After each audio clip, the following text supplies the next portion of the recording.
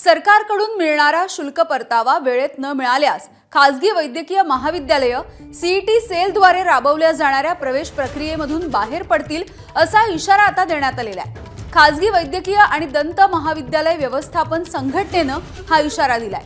करोडो रुपयांचा शुल्क परतावा अजून मिळालेला नाहीये। त्यातच ईबीसी प्रवर्गामध्ये शुल्क माफी आणि मुलींना 100% शुल्क माफी शक्य नाही असे या संघटनेचं म्हणणं आहे। या संदर्भात 26 तारखेला वैद्यकीय शिक्षण मंत्र्यांसह झालेल्या बैठकीमध्ये तोडगा काढण्याचं आश्वासन सुद्धा मिळालेलं आहे।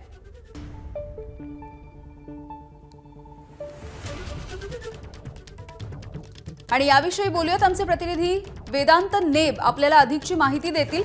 वेदांत, सरकारकडून मिळणारा शुल्क परतावा वेळेत मिळत नाहीये आणि त्यामुळे आता ही जी प्रवेश प्रक्रिया असते त्यामधून बाहेर पडू शकतात असा इशारा देण्यात आलेला आहे।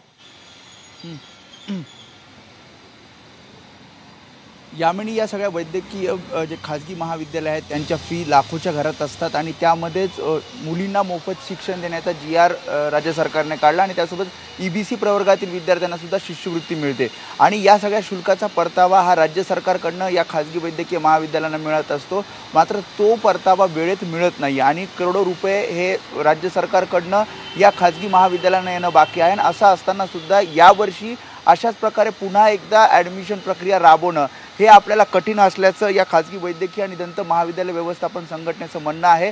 याआधी आपण एबीपी माझाने या सगळ्या संदर्भात बातमीसुद्धा केली होती। काही महाविद्यालयांनी इशारा दिला होता की डिसेंबरपर्यंत राज्य सरकारचे पैसे मिळाले नाहीत तर त्या संबंधित विद्यार्थ्यांनी पूर्ण पैसे म्हणजे पूर्ण फी ही द्यावी महाविद्यालयांना। आणि आता पुन्हा एकदा जेव्हा वैद्यकीय शिक्षण मंत्र्यांसोबत बैठक झाली आहे त्या बैठकीमध्ये एक पत्र या सगळ्या संघटनेकडनं देण्यात आलेलं आहे आणि त्यांचं थेट असं म्हणणं आहे की आम्ही शिष्यवृत्तीची जे बिल आहेत जे देयक आहेत ते आम्ही राज्य सरकारला दिल्यानंतर 3 महिन्याच्या आत आम्हाला परतावा मिळावा आणि जर अशा प्रकारचा शुल्क परतावा मिळत नसेल तर आम्ही सीईटी सेलकडनं ही जी सगळी प्रवेश प्रक्रिया वैद्यकीय महाविद्यालयाच्या अभ्यासक्रमाची राबवली जाते त्या प्रक्रियेतनंच आम्ही बाहेर पडू अशा प्रकारचा इशारा दिला आहे। त्यामुळे फर्स्ट राऊंड या सगळ्याचा झालेला आहे, दुसरा तिसरा राऊंड आणि चौथा राऊंड बाकी आहे। असं असताना जर अशा प्रकारे खाजगी वैद्यकीय महाविद्यालय इशारा देत असतील तर राज्य सरकार नेमका परतावा देण्यासाठी आश्वासन जरी देत असलं तरी नेमका कसा परतावा देणार, कारण करोडो रुपये 100 कोटीच्या वरती पैसे या खाजगी वैद्यकीय महाविद्यालयांचे येणं बाकी आहे।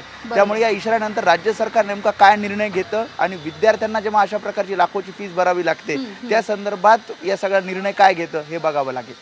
अगदी धन्यवाद वेदांत या माहितीसाठी।